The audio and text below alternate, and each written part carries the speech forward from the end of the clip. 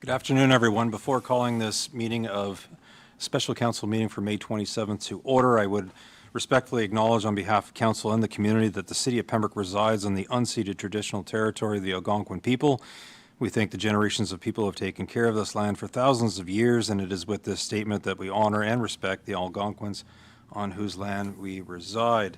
Calling this meeting to order, I would ask everyone that can, please stand for an opening prayer or reflection. Before opening this meeting of council, I would ask those who wish, each in your own way, silently join in a prayer of guidance over these proceedings.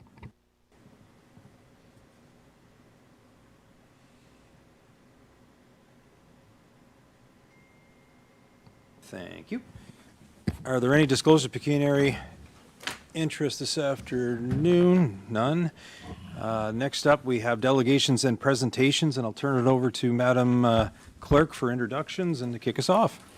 Thank you, Mayor. So through you, Mary Ellen Bench is a municipal strategic partner and legal professional with a 30-year career in public service, including 18 years as the city solicitor for Mississauga.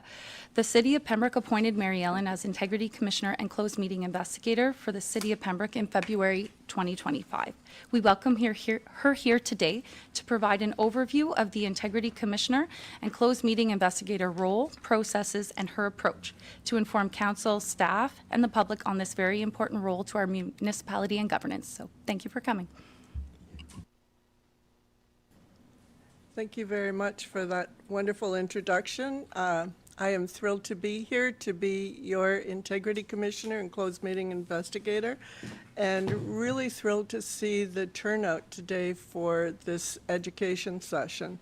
It's an important area in terms of responsibilities. One I've been involved with as Integrity Commissioner for the last 6 years, and before that in a variety of roles with the City of Mississauga, and before we had integrity commissioners, we still dealt with these issues. So we'll go through some of this. There are essentially two different elements to what an integrity commissioner does, and most of this is going to be familiar to you. The first and the most important, in my opinion, is the ethics advisor. So to be there for you, to provide advice on matters where you have questions, relating to conflict of interest, relating to conflict with other matters that you're involved with, dealing with council education sessions, dealing with, in this case, closed meeting investigations as well, but a number of bylaws that would relate to like staff-council relations that tie into code of conduct and behavior, different community matters, and advising you on these policies as they develop and move forward. To me, as I said, this is the most important role, is the front end and making sure that you don't get into a spot where we have to focus on the second role, which is a complaints investigator. When there is an allegation that the code of conduct has been breached, those matters come to my attention. We'll talk in more detail later on, but they come to my attention for investigation or for handling, and I would make recommendations to council where appropriate and recommend sanctions where appropriate. I carry out these two roles following legislation, following your code of conduct, which is developed by you, for you, and I do it independent of the city. So the council code of conduct operates with a number of pieces of legislation that you're all familiar with that have come before you. Most of it is provincial legislation. The criminal code, of course, is federal, and the bylaws and policies of the City of Pembroke are local. The key principles that are identified in your code of conduct and summarized here require you to uphold a high standard of ethical behavior. It's important that your decision-making be impartial and transparent and free from influence, and we'll go into that a little bit more later on. as to what that means, because of course you're going to be influenced by how you view issues in the community, people you speak with, and that's fine. You are required to refrain from conduct that would bring the city or council into disrepute or compromise the integrity. Sorry, it's allergy season. And you comply with general code principles and conduct. And there are a number of rules in the code of conduct that relate to this. Rules with respect to use of city premises, use of staff during an election, those kinds of things.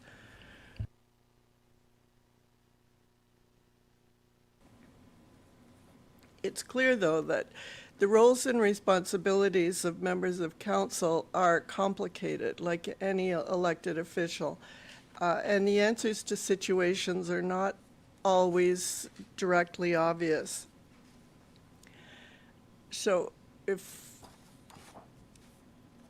the Municipal Act speaks to the role of council, and it speaks to the role of an individual member of council, there are essentially three main roles that you have as a member of council. Your first role is your representative role, and there's no single correct approach as to how you represent your constituents.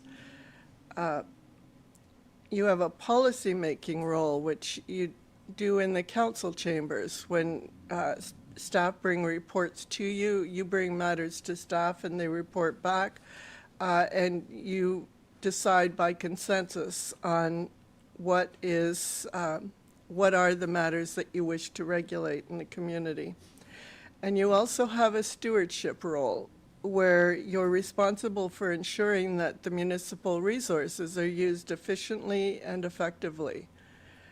It's the mayor or the chair of committee's job to ensure that meetings proceed in an orderly fashion, and it's the mayor's job to provide leadership to council. The mayor has a role in the Municipal Act as the chief executive officer for the municipality. And it's the role of councillors to work with the mayor and to work with each other to fill the role of council and to make the decisions that you as a whole believe are appropriate. So, if we could go back, sorry. So, staff council relations policy is another matter that impacts my job as integrity commissioner a lot.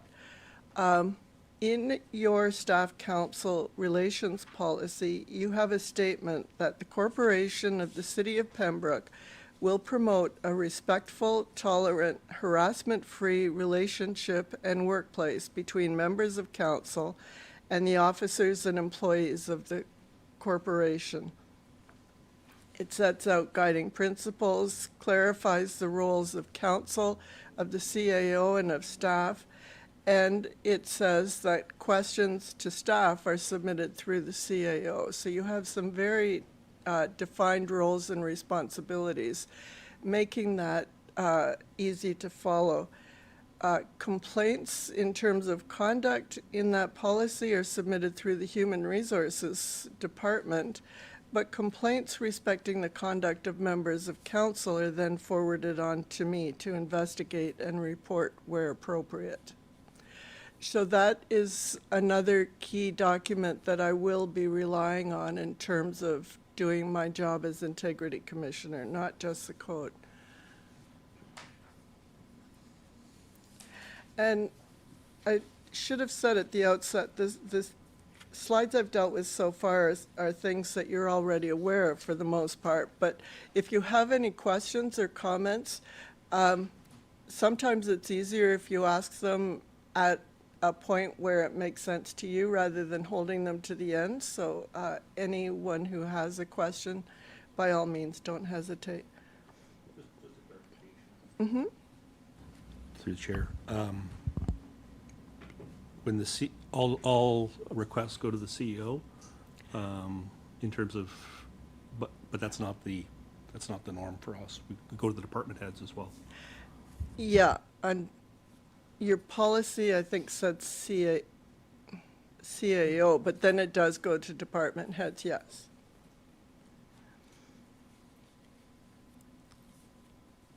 So the City of Pembroke has chosen to have one code of conduct that applies to members of council, members of committees, so that's council members plus citizen members, where there are citizen members, and to other city boards, which are boards where the city appoints members. Normally, those would be councillors who sit on those boards, whether it's a health board or a regional governance county board, those kinds of things. Staff are not covered by this code of conduct. Staff have their own rules and regulations that apply to them. So to my earlier point under the policy, council has one employee, I'm sure you've heard that before, which is the CAO. And the CAO establishes the policy for others. Now, the code of conduct identifies specific requirements for members of council to follow. Non-disclosure of confidential information is a big matter of concern that comes up in a number of places. In the old days, before these devices existed, they used to say it was 3 minutes between in camera and the media having it. Now it's automatic in a lot of cases. It's just something that happens. But in a number of municipalities, those are issues that have been brought to my attention. The relationship between council and the CAO or department heads is another area that comes up a lot, and it provides very clear direction on how that relationship is. There is a requirement in the code that prohibits intimidation, influence, or injury to the professional or ethical reputation of staff. That's an important one, and again, is reinforced by the tie between the Code of Conduct and the Council Staff Relations Policy.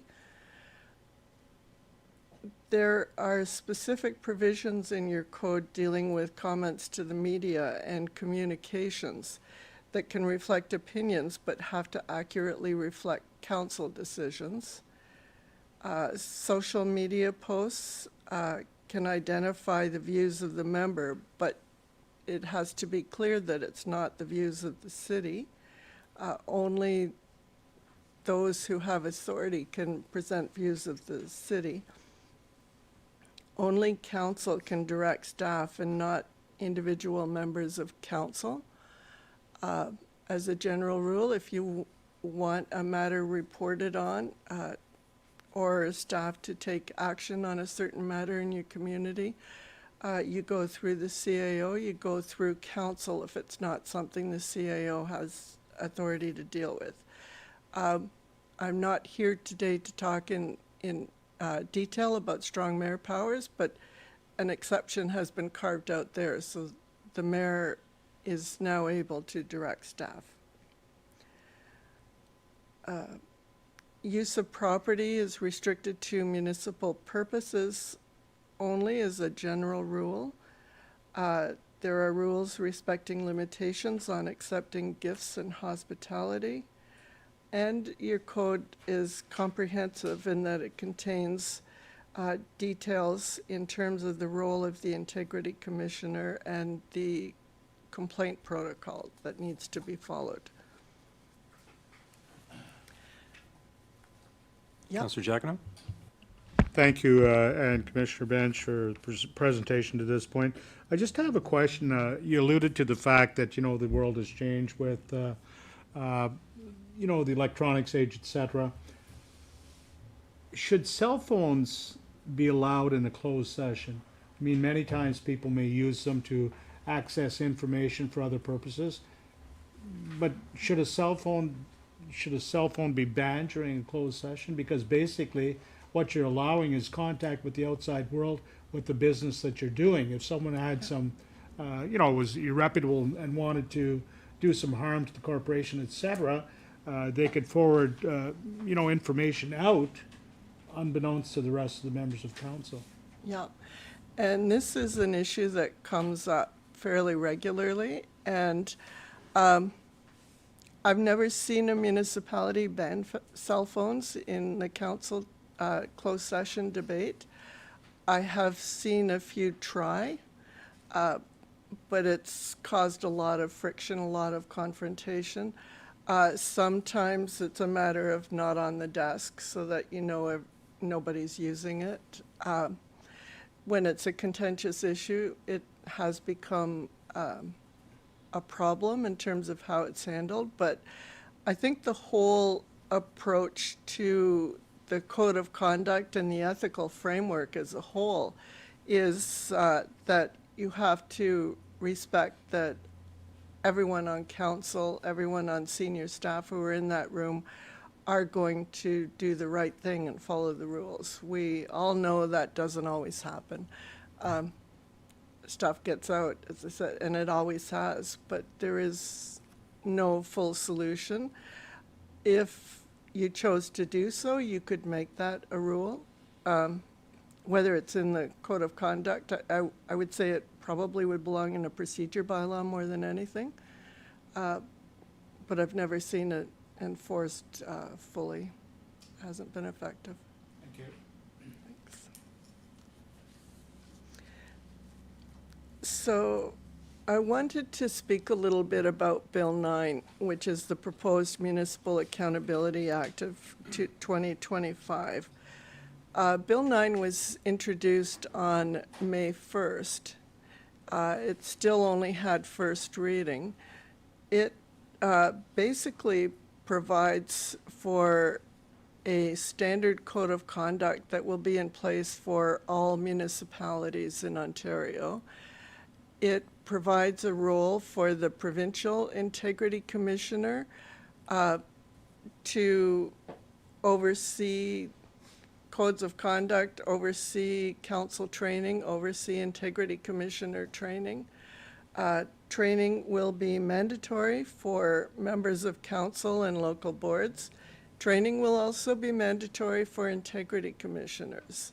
As you may or may not be aware, right now there are no standards. There is a large variety of differences in approaches that integrity commissioners take, and the role is filled differently. So that's all going to change in the next little bit.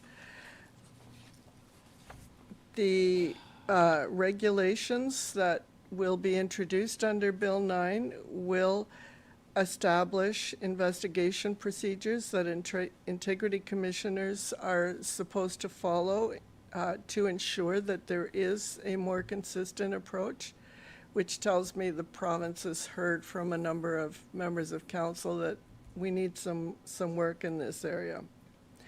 And there will be new provisions that will allow council to remove and disqualify a member for serious code of conduct violations on the basis of a recommendation, not from me as integrity commissioner, but from the provincial integrity commissioner. So if I felt there was an issue, it would go from me to the provincial integrity commissioner to council for decision. To remove a member from council requires a unanimous vote of council.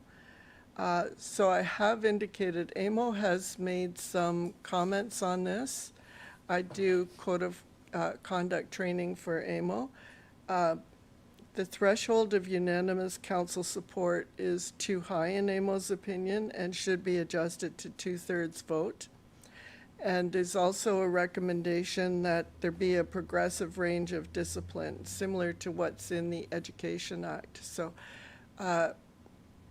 members of council were subjected to codes of conduct and integrity commissioners, and more recently, provisions were added to the Education Act so that provisions apply to school board trustees. their legislation is clear and easy to follow, so AMO's asking that the same be applied at the municipal council level. So if the province is going to step in and make everyone follow a unified code of conduct and set some of the training and ground rules, the next question that comes to mind is, why are we here? Why are we talking about this now? And there are a number of reasons. The first being timing. We have no idea when the legislation will be passed, and we have no idea when the regulations could come in. My guess is that they won't come in until after the next municipal election, but I could be wrong. Just given we're a year and a half out from that, and it's going to take time. It's going to take a lot of communication with AMO, with the Municipal Integrity Commissioners organization, with individuals. It's going to take a while.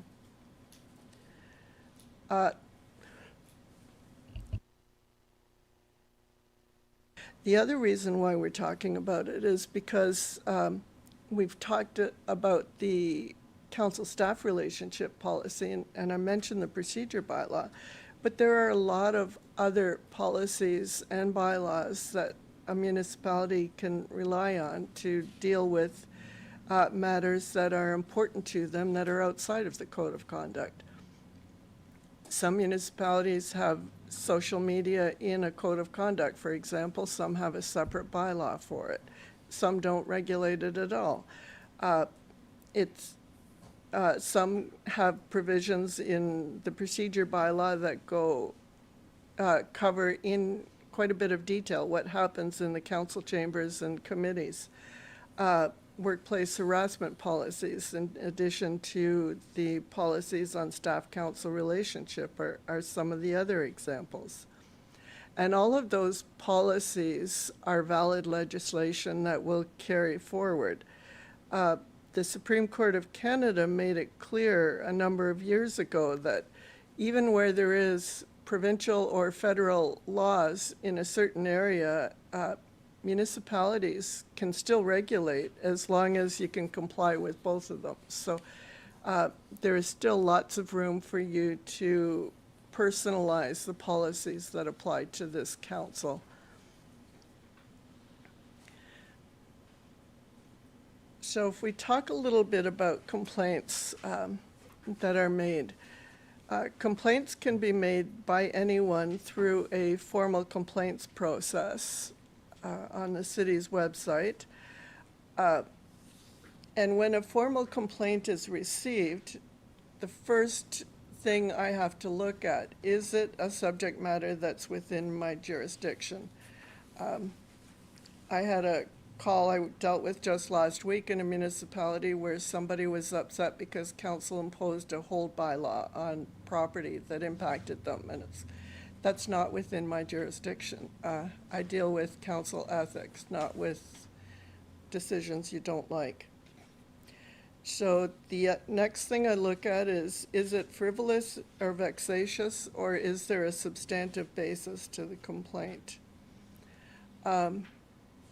And I think that's pretty clear what that means, a complaint made in bad faith or a complaint that it is someone's misinterpreted the subject matter.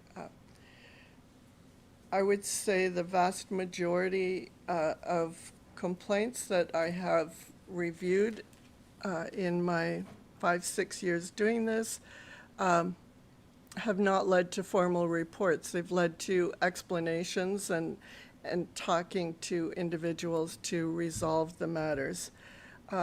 If I can use an informal investigation, that is my preference. I would like to resolve a matter before positions get entrenched, and I think recognize the fact that people have to work together, whether it's councillors and other councillors, councillors and staff, or councillors and community. People have to work together after a complaint is filed. So let's try and resolve this in a way that we understand and respect the differences, and hopefully we can get an apology or get a strategy to move forward as opposed to dealing with it through a formal complaints process. Sir Jacquino? Thank you, Your Worship. Again, through to you, Commissioner Bench. These are words of wisdom, sage advice. My only issue is, if the complaint comes back to council, council has to make the decision with the individual. And as you said earlier, we're working with these people as vice chairs on various committees, and now we have to make the decision to chastise them or to inflict, I shouldn't say inflict, but rather to proceed with whatever the act says. But then again, after all is said and done, I mean, we've created an aura of mistrust between the individuals now. They say, well, here you are accusing me of this, you're going ahead with this information, how can I work with you? I don't feel it should be the role of council, it should be somebody else. I think we should be removed. And I mean, the legislation as it sits calls for 2/3 as opposed to a unanimous number asking for either resignation for a member of council. I don't think it's fair to small municipalities such as ours, where we work together in various committees and volunteer work, etc. People are doing good. Of course, people make mistakes. We're all human. But then we have to make a decision. It's like, if you're a family, you're the mom and the dad, then you would chastise the child and you'll proceed. But we're not the mom and the dad. We're we're co-workers. We work together. So, what are your feelings on that? No, I agree with you. It puts you in a tough spot. But I think that's where it's important that the Integrity Commissioner makes the recommendations so that you're following the advice of someone who's investigated the matter, as opposed to just putting a penalty on someone. That's why I didn't go into it in detail, but I like the process in the Education Act, because there are a number of sanctions that it's not council who makes the decision. It's actually the Integrity Commissioner who makes those decisions. I think that independent role is important, but I also think, because we do have a variety of different approaches and different backgrounds. I mean, there are a lot of people who are integrity commissioners today who have never worked in a municipality. And I think the approach you take is very different if you've been on the backstage side of a municipality than if you're handling it as a lawyer, for example. So I think having this next step and doing what they did in the Education Act, if they bring that forward, I think would be a good one. But at the same time, the way it is right now, unfortunately, that is your job. And hopefully if in situations where council opts to receive the advice of an integrity commissioner, I have to hope that that's a well thought out decision and it's not just because you're concerned about how it's going to impact the relationship. Because it reflects on all of us. It reflects on the integrity commissioner, it reflects on council if that advice isn't taken and no reason is given for it. There are times when council will just receive the report for information. That's your prerogative. And life goes on and it doesn't make a difference to me, but So obviously, Commissioner Bench, we can't pass that over to the mayor now with the new mayor's powers. I'm sure his worship wouldn't want an additional job to chastise any members of council, but only the province gets to pass on well, it powers. still comes back to us, and I think it leaves a poor taste. I don't know, that's my opinion. I don't know how other members of council feel, but if you're going to chastise somebody you're working with, and through the recommendation of the commissioner, whatever, we still have to make the decision as a council, correct? Yep, yep. In the old days, for those who've been around a long time, but the Municipal Elections Act before 1996, council made the decisions on councillors who overspent. And those decisions were tough ones, and they had serious consequences. They took that away from council, and now we've got a committee that handles election finance compliance that's outside of council. I don't know what the options are here, but your point's well taken. It puts you in a tough spot. But councillors disagree on different issues, and hopefully it's something that you can get over. Thanks. So the other couple of points I have here, in terms of a formal investigation, there are situations where the Public Inquiries Act could be called in, and those essentially deal with municipal conflict of interest matters. They're not the kind of things that you bring in any small way. There have been a number of judicial inquiries in municipal matters over the years, and those powers are fairly extreme, and they're also fairly expensive once you get into that environment. So not something that happens often, and it would only be, as I said, a financial issue. Something like the Collingwood Judicial Inquiry that related to the Hydro Corporation and the conflict between the role of the mayor with her brother, those kinds of things. The Toronto Judicial Inquiry, that was the first one that started this whole code of conduct process involving computer leasing and the relationship between the councillor and the chief financial officer in terms of some of those things. So it's not something that happens often. So I think it's important that you're aware of and understand the rights that you have when somebody files a complaint against you, and the rights that you don't. You do not have the right to know the identity of a person who complains. That is to the discretion of the Integrity Commissioner, but the Act talks about protecting confidentiality. What I can tell you is that I will never act on an anonymous complaint.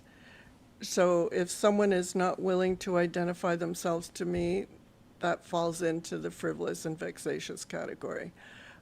They have to trust me enough to tell me who they are, but that doesn't mean that I'm going to share that information with council.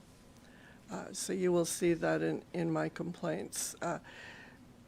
Similar to whistleblower policies that most municipalities, most corporations of any kind have these days, there is the threat of intimidation, the threat of recourse that means that it's important to protect the identity of people who complain so that they have the opportunity to make those complaints and not feel like their job is in jeopardy or their relationship is in jeopardy. So if a complaint is filed against you, you will be informed fairly quickly. You have the right to rely on professional advice that I have provided to you. And when I provide you with advice on matters, I try and set out my understanding of the question, and then I give you the answer. When you have that, you don't have to worry about a court or myself saying that you acted improperly. That's not going to happen. You have the right to object to a complaint that is filed and to participate in the investigation. I will always ask you for an explanation as to what transpired. You have the right to retain your own lawyer and to be present when the report is filed with council. You can hear my presentation of the report. You can make submissions. You cannot vote at that time.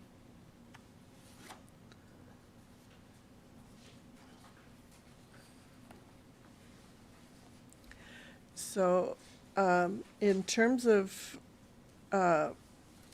my authority, the Municipal Act sets out a requirement that if I make a request of staff for books or records or emails, most often it's emails exchanges, they have to be provided.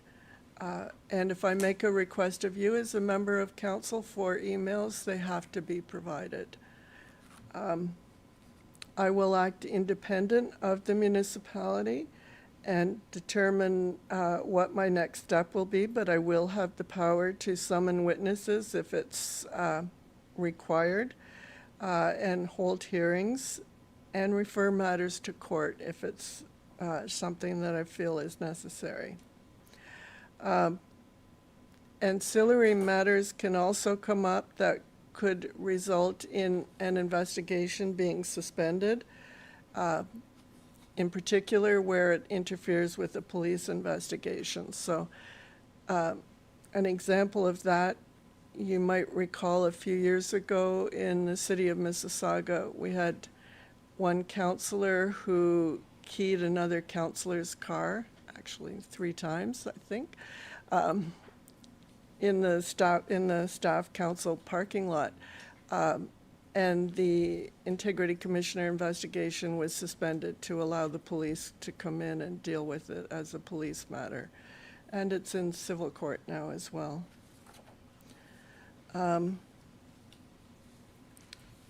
And we've talked a little bit about the limits on my authority.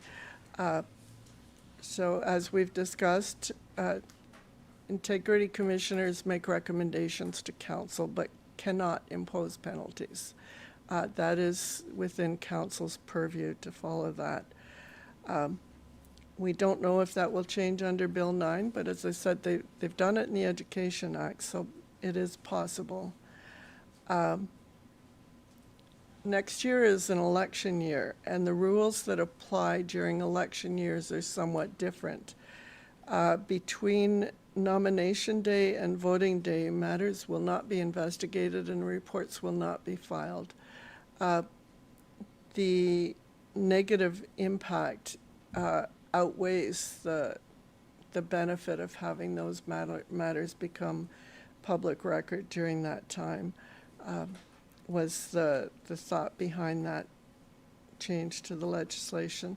It was a practice that a lot of integrity commissioners had before the legislation caught up to it, but it's law now.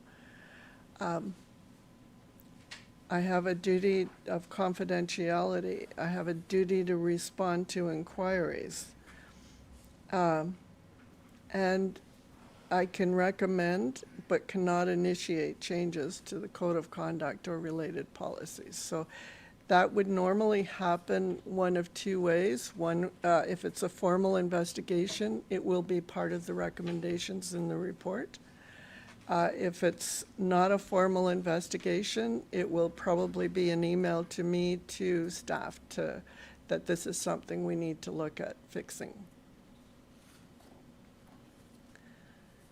So we've talked a little bit about formal versus informal. There is no real guidance on what the threshold is between when a matter will be investigated as a formal complaint or an informal. Complainants sometimes demand that it be treated as a formal complaint, and it's not their call to make. They don't get to make that decision. I do. A lot depends on the seriousness of the offense. A lot depends on whether it's a first offense for the same matter. if we're going through the same issue 3 or 4 times with the same counselor, and we've dealt with it informally 3 or 4 times, and we're still running into problems, then we have to do a formal complaint. I do have situations where, before I've done a formal complaint, if there are matters involving multiple members of council doing the same thing, and social media is the thing that comes to mind for me, like not understanding how to use social media when there isn't a policy or a provision in the code, I will do a memo to all of council setting out. So I've dealt with the counselor that I've had the complaint about informally, then I'll do a memo to everybody saying, this is a concern that impacts all of council. I will not identify that there's a complaint against a certain council, but just there's reasons why I'm bringing it to your attention, and we need to be aware of this, and if you want to talk to me, give me a call. Sometimes that works, and sometimes I end up doing a formal complaint after that. As I've said, I like to focus on resolving matters where I can. And Section 19 of your Code of Conduct, actually, it's the only one I've seen that does that, has that specific recommendation, which is nice to see. Formal investigations will be required occasionally, but that assessment is something I want to do early in the process.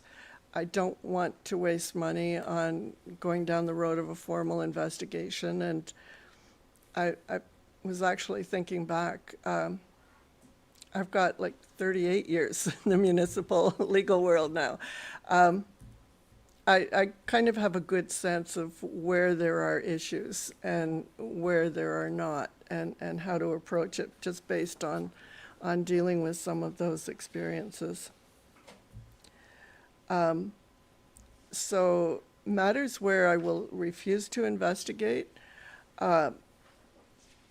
would be matters that I determine are not made in good faith, or where there are no grounds or insufficient grounds to proceed, or they're frivolous and vexatious. And at some point, there are matters that may be investigated to a certain point, and then new facts arise that either mean it goes into a more formal proceeding or the investigation stops, because I can't, the complainant or other individuals cannot provide me with the information that would substantiate a complaint. So I won't always, it's not a decision that's going to be made immediately. It may sometimes require a little bit of work before I know what direction matters go in. I believe we have a question from our CAO for you. Oh, Yeah, through the chair. I noticed that you mentioned that the results of a formal investigation must be reported to council within 60 days of the investigation. And I know it's difficult to put a like a timeline on it, but on average, do you have an idea of how long an investigation could take? And understanding that a lot of these issues are sensitive, and so if they, you know, it's too long in regards to when the event happens and the report, you know, there's, you know, a lot of, you know, feelings, you know, held. So is there a timeline that you try to kind of hit, or I know that we've talked and you've said that you're very responsive, and so far you have been, but is there a timeline to say, yeah, a normal investigation would be 30 days? not really. I hate to give the typical lawyer's answer that it depends, but it's, sometimes it's like 1 to 2 weeks if it's a very narrow fact situation that the matter relates to. Because I do try and resolve the issue without a formal investigation, if it's a bigger matter where I've had to go through multiple steps, like speaking with the counselor, then speaking with all of council, then doing like the formal investigation. It could take 4 months is the longest that I have. But that's because I put a lot of time into the front end trying to resolve it. And in a situation where I don't get a positive reception that someone is interested in resolving it, like sometimes people say, well, I didn't do anything wrong. Yes, that's the facts, but I didn't do anything wrong. Well, I'm not going to resolve that, so my report's coming out real quick because there's no point wasting a lot of time trying to come to a resolution. Thank you. Thanks.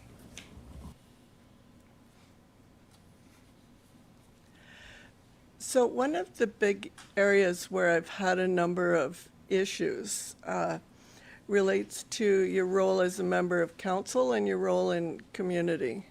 Because the day you get elected, you're still a member of the local community, whether it's a sports club or a Rotary club or a church group. You're still working in the community. So you're wearing a lot of different hats. Your hat as a counselor, though, once you've got that on, that's on 24/7. It's something that your responsibilities under the Code of Conduct apply in everything you do.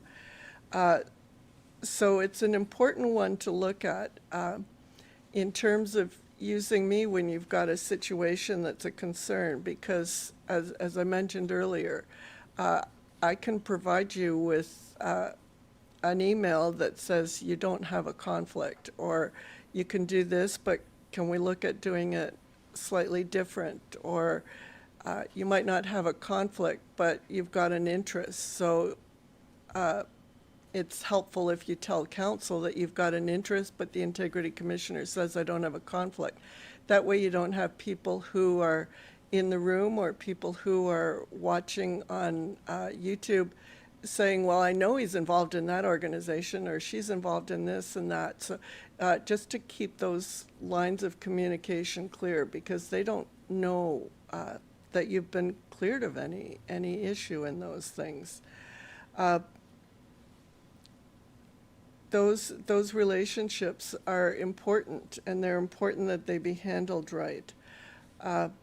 Justice Cunningham, when he did the judicial inquiry in Mississauga and wrote his report on the ethical infrastructure, noted that it's important that municipalities be involved in their community. It's important that you have those feelers out there, because to do your job right, you have to know what your residents are thinking.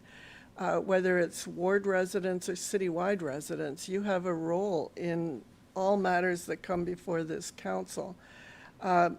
He asked for a number of changes to the Municipal Conflict of Interest Act to reflect that. One of them being a preamble statement similar to what's in the Conflict of Interest Act for members of provincial parliament. It's not as strong as what the MPPs have, but there is a preamble there now that helps, that you can rely on.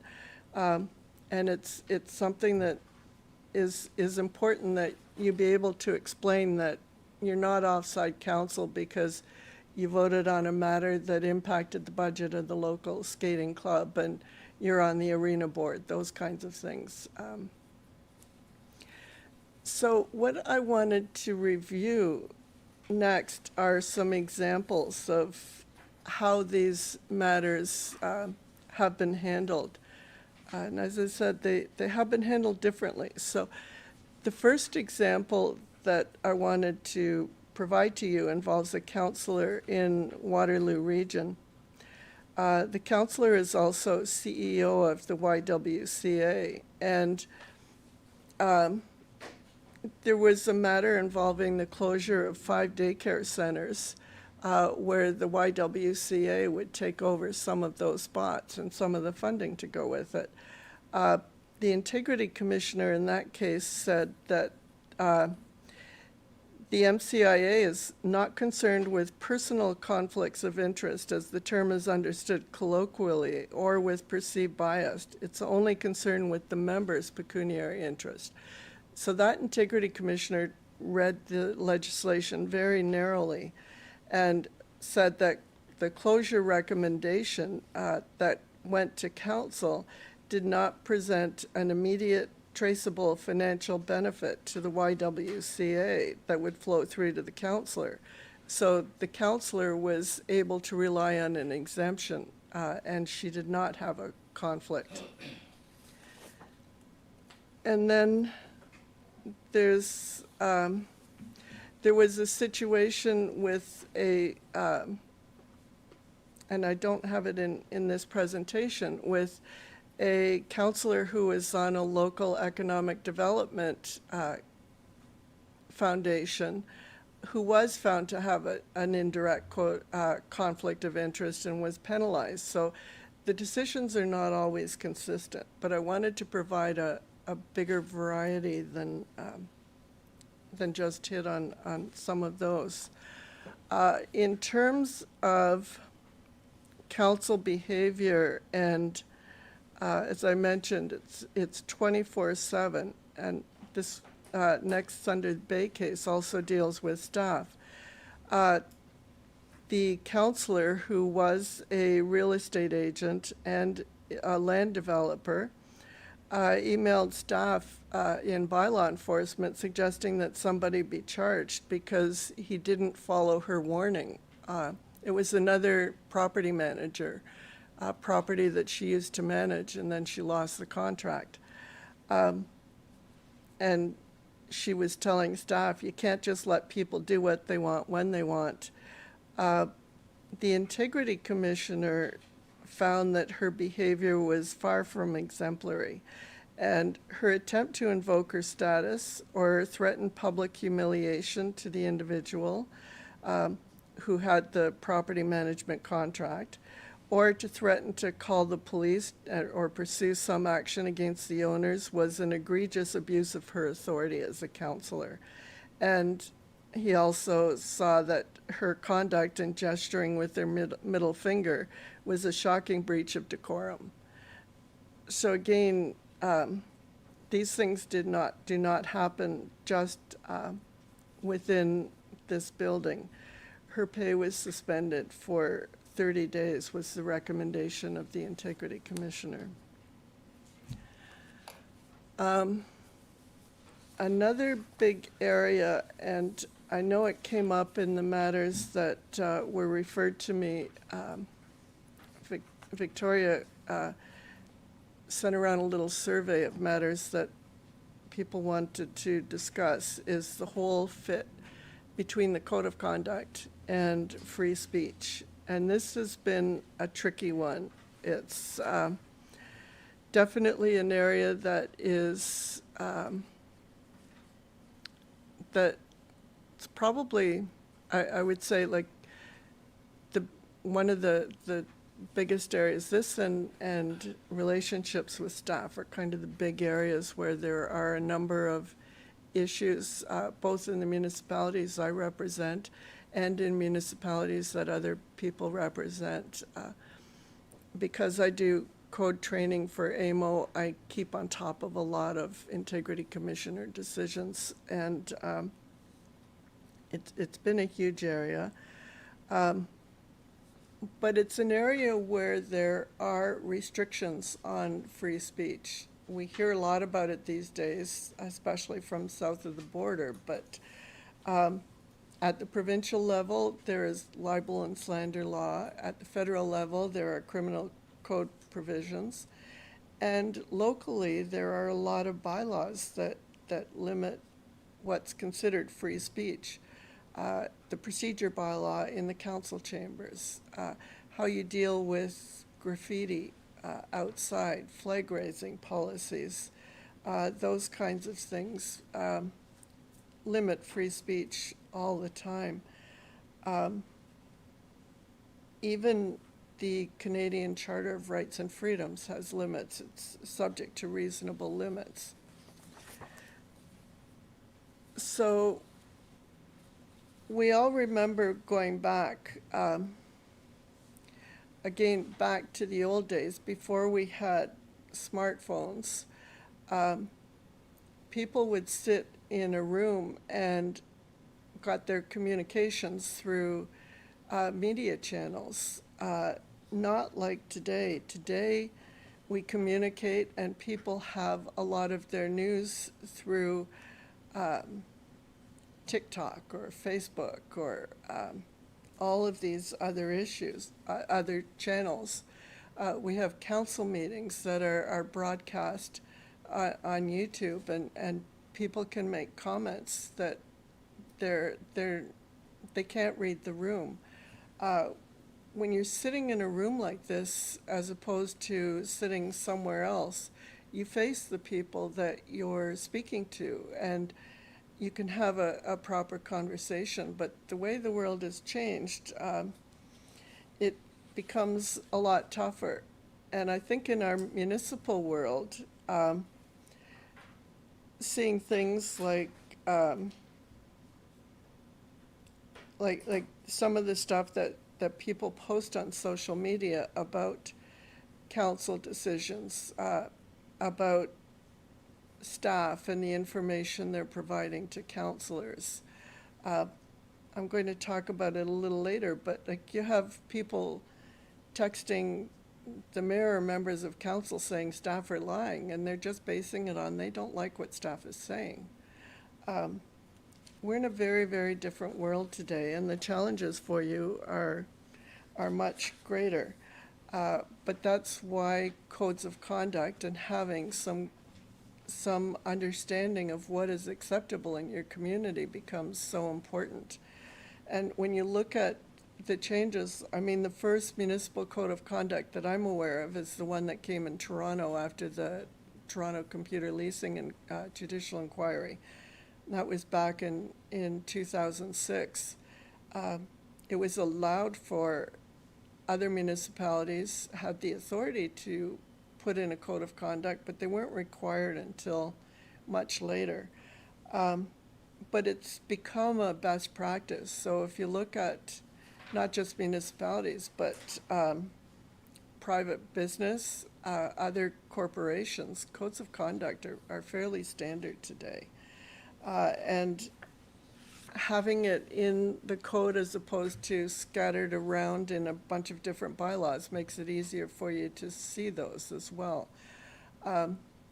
What those limitations are on your free speech. So we will, I'm sure this is an area where I am going to be called in to investigate matters. And as I said, hopefully it's something that can be resolved. Sometimes words come out that are not intended, and sometimes words come out that are fully intended. So we'll see where things go.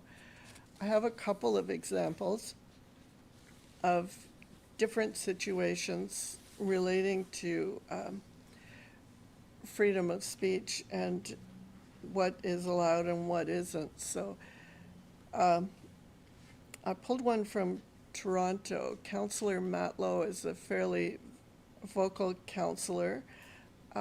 He did not appreciate Tracy Cook being appointed deputy city manager, and made a number of tweets being very critical about that. The person at issue was not able to respond. As a staff person, responding to a councillor is very challenging. She ended up filing a complaint, or I can't remember if it was her or the city manager filed a complaint with the integrity commissioner. And the integrity commissioner took the position that after he was put on notice that his conduct to staff was in violation of the code, he still continued with the same behavior. So similar to the situation that I was mentioning, where you try and resolve a matter first. So the integrity commissioner tried to resolve it, didn't work. So brought forward again, and then it becomes a more deliberate problem, and a breach of the code was found. In a very different situation in Peterborough, the CAO mentioned that she was about to retire, but didn't give a specific date. She mentioned this in comments to the mayor. CAO filed a complaint with the Integrity Commissioner alleging harassment because the mayor mentioned that in a closed session of council that the CAO was going to retire. The Integrity Commissioner found that all the respondents' remarks at the meeting were calm, measured, thoughtful, respectful, and professional. And there was no basis that she was disrespectful. The Integrity Commissioner also found that the communication in that case was closely connected to council's role as the employer. So it was an appropriate thing for her to do, to tell the rest of council. And then I've got another one in Brampton. Two complainants filed allegations with the Integrity Commissioner alleging harassment and failure to be impartial in social media messaging that the mayor had put out. In that case, the Integrity Commissioner found that the statements were unwelcome to the recipients because they disagreed with them, not because there was a breach of the code of conduct. And again, that happens quite often where someone who doesn't like council's decision may complain. So that matter was set aside. And then in Niagara, there's another situation where the West Lincoln Mayor and Regional Councillor was looking for new employees, and in his messaging about the job opening, he said that all the workers were purebloods. That was in the St. Catharines Standard. The Integrity Commissioner said that the message had no political purpose, but that does not shield him from scrutiny by the Integrity Commissioner. All of his statements, regardless of forum, are subject to the Code of Conduct. And the Integrity Commissioner also said that the region's members of council are understood to have other jobs and other interests, but they never stop being members of council. And in that case, it was the third time that the Integrity Commissioner dealt with that with the councillor. So there is no, as I said, no set guideline you can say about what is free speech and what breaks the rules, but those give you some ideas of decisions on when the rules have been broken and when the rules have not. I like the wording in the Peterborough case. Comments were made that were calm, measured, thoughtful, respectful, and professional. Again, those apply when you're dealing with debates in council between council members, when you're questioning staff on a report, when you're questioning a deputant who appears before council. It's okay to disagree with them. It's how you do it and what you say. So, moving on to when to seek advice. I've set it out a couple of common situations as to when it's, I think, very important to seek advice. The last one about what can you say publicly about matters that are important to you but not city business is the one that relates to free speech, but also dealing with community organizations that you're involved with. So again, it's, I just need to stress the importance of checking in. I think as the CIO said, I've been fairly responsive in getting back to people, and it's important. I was trained by Hazel McCallion, anyone who knows her, so you have to have a response quickly.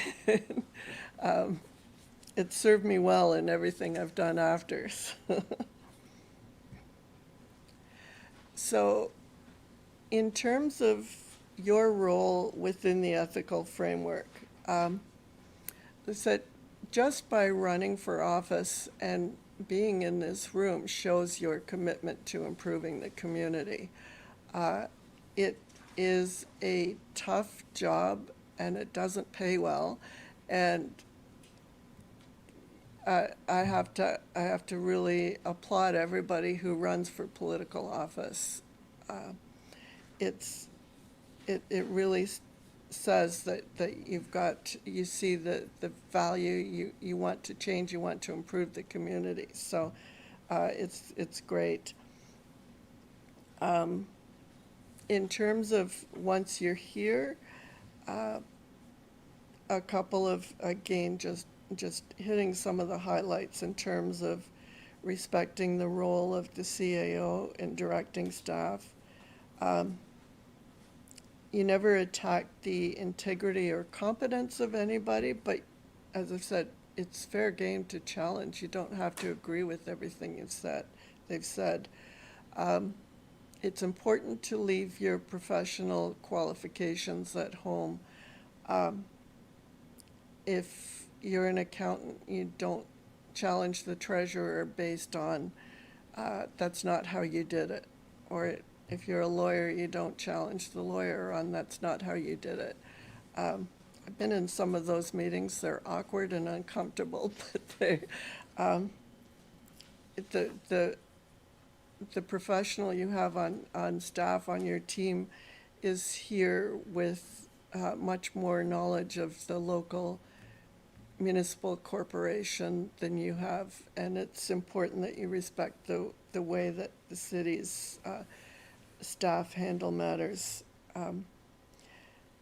Respectful debate requires you to follow processes, and the procedure bylaw sets those out. And I've said in terms of challenging, constructive feedback is also very, very helpful. I've never seen a member of council or a member of staff say they're not interested in feedback. They're here for that reason. And when council makes a decision, even when you might not disagree with it and didn't vote for it, you have to respect the outcome. So if someone asks you,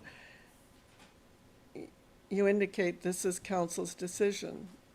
If they ask you, did you vote for it? No. You can say no, but you don't criticize the council decision.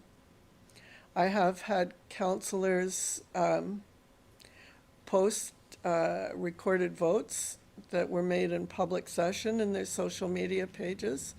That's a public record as far as I'm concerned. I don't have a problem with that. That's factual. But criticizing the decision is what gets you into trouble. Crosses the line.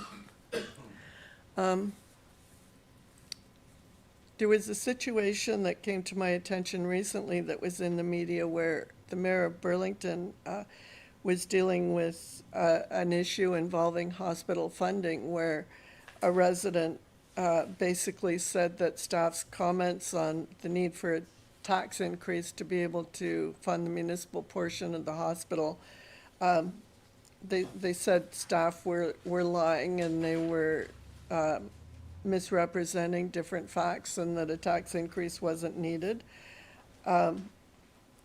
Mayor Mead Ward had a couple of good comments.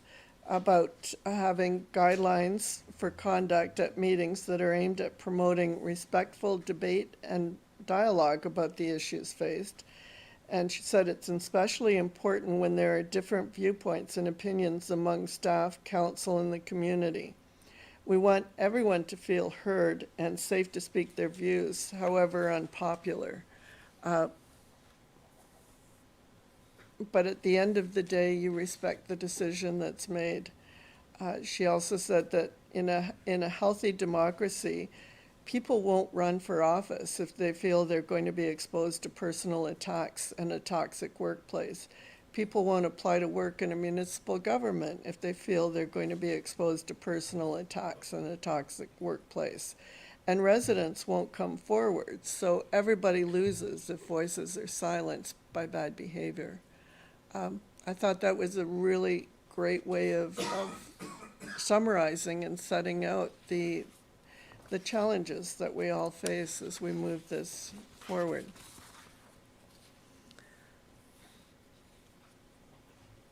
Now, I'm not here to speak about strong mayor powers, but I just needed to mention a few because I have come into a couple of situations where I've had questions. They came into effect on May 1st, and they're intended to streamline local government to support provincial priorities. But they also include a lot of other measures, like hiring and firing the CAO and certain officials, setting the budget, different things like this, that are intended to cut red tape.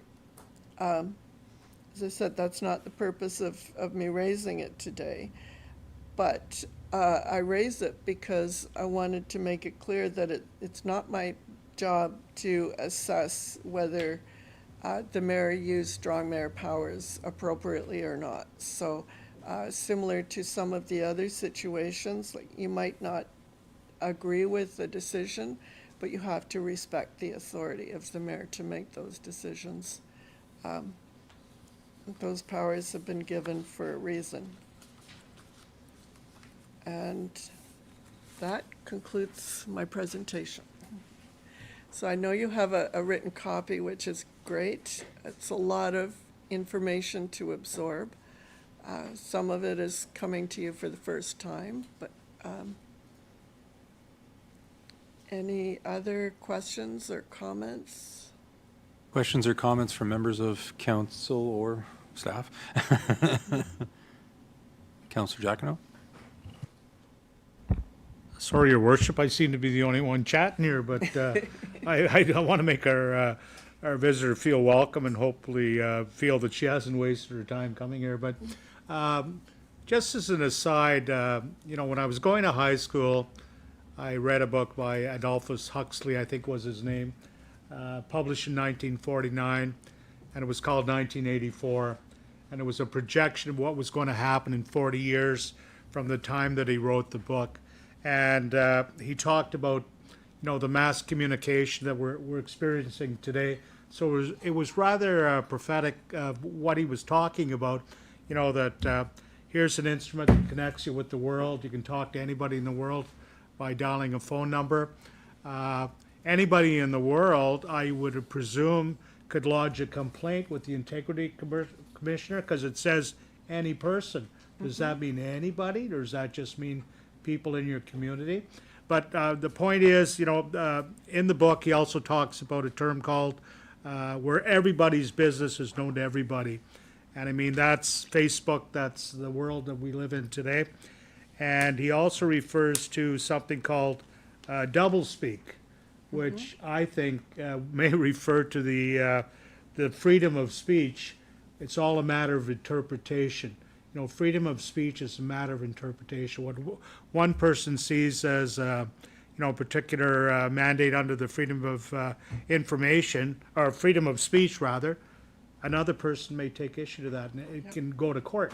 So anyways, I just want to say I appreciate you coming, and I know the mayor, I'm not speaking for the mayor on his behalf, but I know that you probably are, faced with many contentious issues with many people across the province. But my question is, can anybody, anywhere in the world, with our council, lodge a complaint? Well, the way the legislation reads, you're right, it says any person. However, that goes to weight. So I talked about having sufficient influence or being filed in bad faith or frivolous or vexatious. Those are the tests that would have to pass to get through. So if somebody in Italy is watching your council meeting and takes offense, that's how, like, I would have to assess it. And what is the impact of the matter that's alleged to have been a breach of the code of conduct on that person would be one of the things I'd look at. Your Worship, if I may, and then I'll close. I'm just referencing the fact that, you know, a person that may have grown up in this area, may have been exposed to the political norm, now works in the embassy in London, but he still follows what's happening here. And, you know, that person still has a valid interest in his community. Perhaps he'll come back someday. So that individual may post a complaint, right, or may post a complaint. May post one, yes, and then You how would I determine. assess it would determine what weight I give to it. Thank you. So without any other questions, Commissioner Bench, you'll find through your time with our council that, as I've come to appreciate, is that Councillor Jacquino is a voracious reader, as you just found out. And so I know often it provides me with different information about texts and books that I had not come across, but it's always great advice in terms of different information, because all information is useful. I want to thank you for giving us this presentation this afternoon. My reflection is that it's unfortunate that sometimes the situation is such that the province thought it necessary to have integrity commissioners, and that there actually is a need for integrity commissioners. And I can think back to last fall at AMO, where a councillor stood up, indicated what council they were from, and indicated the issues that they were having at that municipality, and in front of all the other attendees, all the other municipalities that were there, started airing what was going on. But it was frustration, and it was directed at the minister at that time, saying, what are you going to do about this, because we're sick of it. And I guess that particular councillor that she was speaking of, which I don't know the person, but she was airing that there was a number of complaints against that particular person, and it just seemed to be time and again complaints made, and the person was still serving on their council, and this is what they were dealing with, and I presume continue to deal with until we get to the next election, and presumably maybe the people will speak differently at that point. But it's certainly a reflection that when you hear instances like that, it's unfortunate, because you commented, and it's something that you know, the least that I consider is that there might be a lot of different individuals out there that are considering serving and so forth, but if, like in that particular example, if this is and it's on YouTube and so forth, if this is the experience, who would want to run in that particular election if they know that certain individuals might be there serving on their councils? Or alternatively, even the staff, it makes you wonder in terms of the staff staying there. So it's not to diminish your role, and it's not to, it's certainly to say, you know, that it's, I think, fortunate for municipalities to have someone such as yourself that assists. It's just regrettable, I guess, that sort of, as Councillor Jacquino was raising in terms of phones, and I'll push it one step further and talk about social media. It can be used for so much good in terms of pushing out messages from the city, the county, the health unit, and so forth, and yet others use it for other purposes and not so helpful.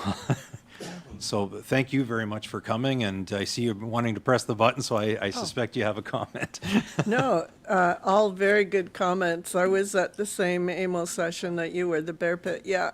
And it was, yeah, and there are a number of situations.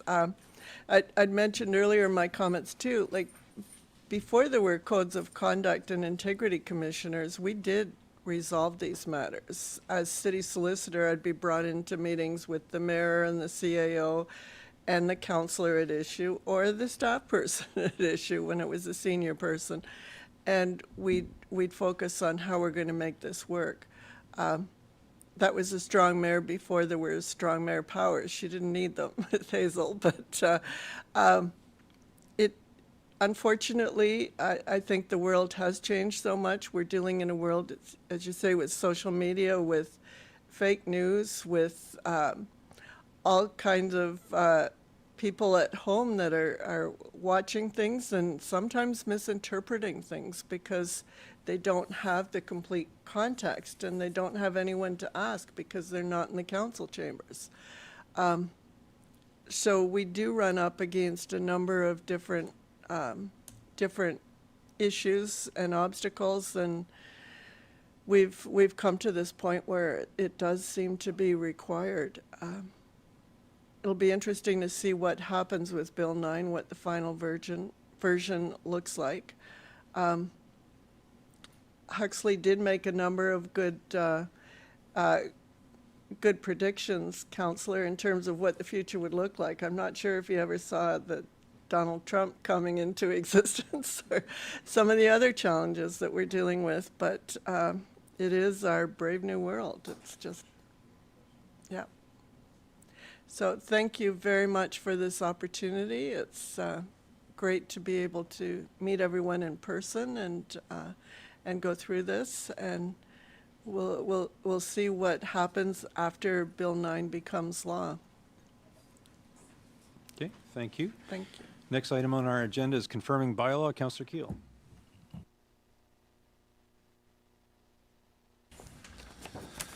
Moved by myself, seconded by Councillor Purcell, the bylaw 2025-49 to confirm the proceedings of the regular meeting of council of May 27, 2025 be adopted and passed, and further that the said bylaw be signed by the mayor and clerk and sealed with the seal of the corporation. Thank you. I think that should say special meeting of council.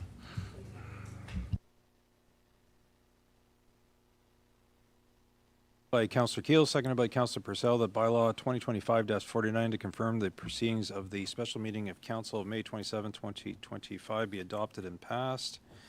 And further, the said bylaw be signed by the mayor and clerk and sealed with the seal of the corporation. Those in favor? That is carried. A motion to adjourn. I have Councillor Keel, seconded by the deputy mayor. Those in favor? We are adjourned. Thank you, everyone.